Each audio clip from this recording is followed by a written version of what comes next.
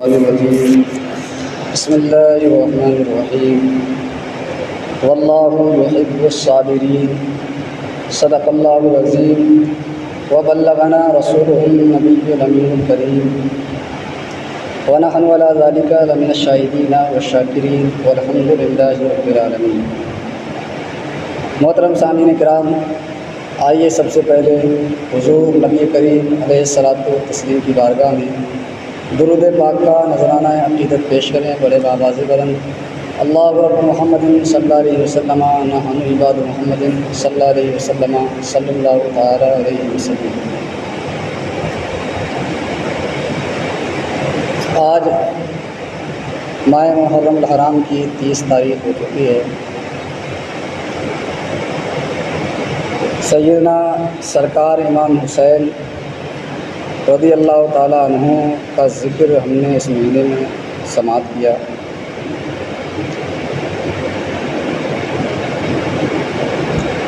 سیدنا امام حسین کی سیرت کو ہم نے اس مہینے میں ملاحظہ کیا، سماعت کیا۔ سیدنا امام حسین کا ذکر ہمیں کس بات کا پیغام دیتا ہے، کس بات کا درس دیتا ہے، کس بات پر ابھارتا ہے؟ وہ صاف لفظوں میں یہ ہے کہ سیدنا امام حسین کی پوری زندگی دیکھنے کے بعد ہمیں یہ درس ملتا ہے کہ کس طریقے سے اپنی زندگی کو گزارنا چاہیے، اور سب سے اہم جو کردار امام حسین کی پوری زندگی کا ہمیں دیکھنے کو ملتا ہے اسی کے اوپر گفتگو کرنا ہے کہ کتنی پریشانیاں امام حسین کو آئیں کہ رائے خدا میں وہ ڈٹے رہے۔ اس کے باوجود بھی کبھی انہوں نے شکوہ نہیں کیا، کبھی گلہ نہیں کیا، اللہ رب العزت کا شکر ادا کرتے رہے اور صبر پر قائم رہے۔ آیت کریمہ جو میں نے پڑھی ہے واللہ یحب الصابرین، اللہ رب العزت صبر کرنے والوں کو محبوب رکھتا ہے۔ تو امام حسین کی سیرت اسی بات کا درس دیتی ہے کہ ہمیں صبر کا دامن کبھی بھی نہیں چھوڑنا چاہیے۔ اس سے بڑا سبق، اس سے بڑا درس اور کوئی نہیں ہو سکتا کہ سیدنا امام حسین کے سامنے ان کے بیٹے، ان کے بھتیجے، ان کے کنبہ والے لوگوں کو شہید کیا گیا، خود سیدنا امام حسین کو شہید کیا گیا، لیکن کبھی کسی تاریخ میں، کسی تقریر میں، کسی مجمع میں آپ نے یہ نہیں سنا ہوگا کہ ایسے عالم میں بھی سیدنا امام حسین نے صبر کا دامن اپنے ہاتھ سے چھوڑا، بلکہ اتنی پریشانیوں کے باوجود بھی صبر کا دامن مضبوطی سے پکڑے رہے اور اللہ رب العزت کا شکر ادا کرتے رہے۔ خوشی حاصل ہونا اور غم کا آ جانا، یہ دونوں چیزیں اللہ رب العزت کی جانب سے ہوا کرتی ہیں۔ تقدیر نام ہے اس کا کہ اللہ رب العزت نے بندے کو پیدا کرنے سے پہلے اپنے علم کے مطابق جان لیا کہ وہ دنیا میں جا کر کے کیا کرے گا، تو اسی اعتبار سے اس کی تقدیر لکھی گئی۔ تو وہ خوشی لکھی گئی ہے تو خوشی اس کی زندگی میں آئے گی، غم لکھا گیا ہے تو غم اس کی زندگی میں آئے گا۔ اور ہر ایک فعل میں اللہ رب العزت کی حکمت ہوا کرتی ہے کہ اس نے اگر خوشی دی ہے تب بھی اس کا شکر ہے، اس میں کوئی نہ کوئی حکمت اللہ رب العزت کی ہے، اور اس نے اگر غم میں مبتلا کیا ہے تو اس میں بھی کوئی نہ کوئی حکمت اللہ رب العزت کی ہے۔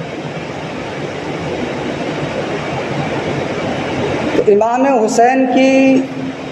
سیرت، امام حسین کا مہینہ جو ہم سے آج رخصت ہو رہا ہے، کل سے دوسرا مہینہ شروع ہو جائے گا، وہ اس بات کا درس دے کر کے جا رہا ہے لوگوں، اگر تم امام حسین کے ماننے والے ہو، امام حسین کے چاہنے والے ہو، تو اللہ رب العزت کی نعمتوں کو نہ ٹکراؤ، اللہ رب العزت کی نعمتوں پر ہمہ وقت شکر کرتے رہو۔ باہر جو لوگ بیٹھے ہیں میری ان سے گزارش ہے کہ اندر تشریف لے آئیں،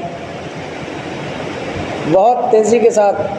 اندر کی پہلی مسجد بھرنا چاہیے، اس کے بعد باہر کی جگہ جو ہے وہ بھرنا چاہیے۔ اگر باہر بیٹھ جائیں، اندر کی مسجد خالی رہے تو باہر والوں کی نماز نہیں ہوگی، پہلے اندر کی بھری جائے گی، اس کے بعد مجبوری میں اگر جگہ نہیں ہے تب باہر بیٹھا جائے گا۔ پہلی صف چھوڑ کر کے دوسری صف میں لوگ لگیں گے، پہلی صف خالی رہے گی، لوگوں کی نماز نہیں ہوگی۔ میری گزارش ہے فوراً جو لوگ باہر بیٹھے ہیں وہ اندر تشریف لے آئیں۔ تو میں عرض یہ کر رہا تھا کہ امام حسین کی سیرت ہمیں یہی درس دے کر کے جا رہی ہے، ہمیں اپنی زندگی میں صبر کا دامن ہاتھ سے نہیں چھوڑنا چاہیے۔ آج دور حاضر کا جو وقت ہے، دور حاضر کا جو ٹائم ہے، اس میں دیکھا جاتا ہے کہ لوگ کیا حال ہے لوگوں کا۔ بزرگان دین کی جتنی تاریخیں آپ اٹھا کر کے دیکھیں گے، بزرگان دین کی جتنی ہسٹری، جتنے واقعات آپ سنیں گے، تو اس میں یہی ملے گا کہ بڑی بڑی پریشانیاں ان لوگوں کے اوپر آئیں، بڑی بڑی مصیبتیں انہوں نے برداشت کی، بھوکے پیاسے بھی رہے، گھروں سے انہیں بے گھر کر دیا گیا، لیکن اس کے باوجود بھی انہوں نے کبھی شکوہ نہیں کیا، اللہ رب العزت کا ہر حال میں شکر ادا کرتے رہے۔ قیامت کے دن اللہ رب العزت بندوں کو ان کے اعمال کی جزا، ان کے اعمال کا اجر عطا فرمائے گا۔ تو جس نے نماز پڑھی ہوگی اللہ رب العزت اسے نماز پڑھنے کا اجر عطا فرمائے گا، جس نے روزہ رکھا ہوگا اسے روزہ رکھنے کا اجر اللہ رب العزت عطا فرمائے گا، جس نے زکوٰۃ دی ہوگی، صدقہ کیا ہوگا، اس کا اجر اللہ رب العزت قیامت کے دن اسے عطا فرمائے گا۔ لیکن قرآن مقدس میں اللہ رب العزت نے ارشاد فرمایا انما یوفی الصابرون اجرهم بغیر حساب، تمام لوگوں کو تو اجر دیا جائے گا ان کی محنت کے حساب سے، محنت کے حساب سے انہیں اجر دیا جائے گا۔ لیکن وہ لوگ جو پریشانی اٹھاتے ہیں، تکلیفوں میں مبتلا رہتے ہیں، دشواریاں ان کے اوپر آتی ہیں، مرضوں میں مبتلا رہتے ہیں، لیکن اس کے باوجود بھی وہ صبر کرتے ہیں اور اللہ رب العزت کا شکر ادا کرتے رہتے ہیں، تو فرمایا انما یوفی الصابرون اجرهم بغیر حساب، ایسے دن، ایسے لوگوں کو قیامت کے دن اللہ رب العزت بے حساب اجر عطا فرمائے گا، بے حساب اجر عطا فرمائے گا۔ عبادات کا حساب ناپ تول کر کے دیا جائے گا، نماز کا حساب نماز کا ثواب نماز کے اعتبار سے، روزے کا روزے کے اعتبار سے، لیکن جو صابر بندے ہوں گے، شکر ادا کرنے والے ہوں گے، صبر کرنے والے ہوں گے، قیامت کے دن اللہ رب العزت انہیں بغیر حساب و کتاب کے بے انتہا اجر عطا فرمائے۔ تو اس وقت وہ لوگ جو دنیا میں جن کے پاس نعمتیں تھیں، آج دور حاضر کو آپ اپنی نظروں میں ملاحظہ رکھیں، ہمارا کیا حال ہے، ہمارے اندر کتنی ناشکری ہے۔ اچھا کھاتے ہیں، اچھا پیتے ہیں، اچھا رہتے ہیں، اس کے باوجود بھی ہمارے اندر ناشکری کی یہ حد ہے کہ کبھی شکر ادا نہیں کرتے۔ اپنی بائک ہے تو اس پر کبھی شکر ادا نہیں کرتے ہیں، دوسرے کی کار دیکھ کر کے روتے ہیں، بتاؤ یہ کار میں گھوم رہا ہے اور ہم جو ہے گاڑی پہ سفر کر رہے ہیں۔ جو پیدل والا ہے اس کی طرف نظر نہیں کرتے ہیں،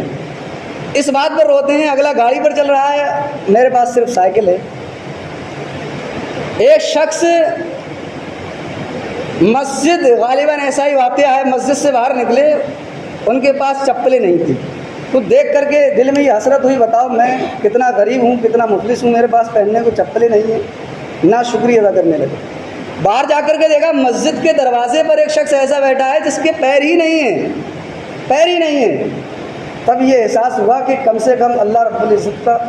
شکر ہے کہ کم سے کم میرے پاس پیر تو ہیں، اگلے انسان کے پاس پیر بھی نہیں جن کے سبب وہ چل سکے۔ یہی معاملہ ہے، اگر انسان کو احساس کمتری کا شکار انسان ہونے لگے، اسے یہ لگنے لگے کہ میرے پاس کچھ نہیں ہے، میرے پاس کچھ نہیں ہے، میرے ساتھ ناانصافی ہو رہی ہے، ناشکری کرنے لگی، تو اسے دیکھنا چاہیے کہ وہ اپنے ماتحت والے انسان کو دیکھ لے۔ جب وہ ماتحت والے کو دیکھے گا، پکا مکان ہے لیکن اس کے باوجود بھی روتا ہے، بے شکری کرتا ہے، ناشکری کرتا ہے، اللہ رب العزت کا شکر ادا نہیں کرتا، اسے دیکھ کر کے روتا ہے کہ اس کا 2 منزلہ بنا ہوا ہے، اس کا یہ ہے وہ ہے، تو اسے چاہیے کہ انہیں دیکھ لے جو چھپروں میں گزارا کر رہے ہیں۔ اور جسے چھپر پہ ناشکری کا احساس ہوتا ہے، اسے یہ لگتا ہے کہ میرے ساتھ ناشکری، میرے ساتھ ناانصافی ہے، مجھے اللہ رب العزت نے نہیں دیا ہے، اور یہ جو ہے اچھے پکے مکان میں رہ رہا ہے۔ جب اسے اس بات پر بھی ناشکری کا احساس ہونے لگے تو اسے چاہیے کہ ان لوگوں کو دیکھ لے جو فٹ پاتھ پر رہتے ہیں، جن کے پاس کھانے کو کھانا نہیں ہے اور رہنے کے لیے گھر نہیں ہے۔ جب وہ ان واقعات کو دیکھے گا تو یقیناً اسے کبھی احساس کمتری کا شکار نہیں ہوگا، اس بات کا احساس نہیں ہوگا کہ اللہ رب العزت کی نعمتوں سے وہ محروم ہے۔ ایسے ہی جب انسان کو گھمنڈ اور تکبر یہ ہونے لگے کہ مجھ سے بڑھ کر کے کون ہے، ہوتا ہے جب انسان کے پاس نئی نئی دولت آتی ہے، نیا نیا پیسہ انسان کے پاس آتا ہے، تو اسے یہ گھمنڈ ہونے لگتا ہے، یہ تکبر ہونے لگتا ہے کہ مجھ سے بڑھ کر کے کون ہے۔ بد مزاجی اس کے اخلاق میں جو ہے برپا ہو جاتی ہے، بد مزاجی اخلاق کا وہ جو ہے شکار ہو جاتا ہے۔ تو اسے چاہیے کہ جو 2 منزلہ میں رہتا ہے اور بستی والوں کو اپنے گھمنڈ کے آگے ہیچ سمجھتا ہے، وہ بڑا بھائی جس نے اسے پالا تھا، پڑھایا تھا، آج یہ امیر ہو گیا تو اسے حقیر سمجھتا ہے۔ میں تو آج ڈاکٹر بن گیا، میرا تو آج کاروبار ہے، یہ تو نٹھلنے نکلے، کر بھی نہیں پائے، آج تک مزدوری کرتے ہیں، پہلے ہی مزدوری کرتے تھے، اب بھی مزدوری کرتے ہیں، میں آج یہ بن گیا، حالانکہ بنا انہی کی بدولت ہے۔ جب اسے یہ گھمنڈ اور تکبر ہونے لگے تو وہ اسے دیکھ لے جو 5 منزلہ مکان میں رہتا ہے، تو اسے احساس ہو جائے گا ہاں میرے پاس مال و دولت نہیں ہے، بلکہ مجھ سے زیادہ بھی مال و دولت والے پڑے ہوئے ہیں۔ صبر جو ہے علماء فرماتے ہیں اس کا مقام ایسے ہے جیسے جسم کا مقام جو ہے وہ گردن کے ساتھ ہے۔ اگر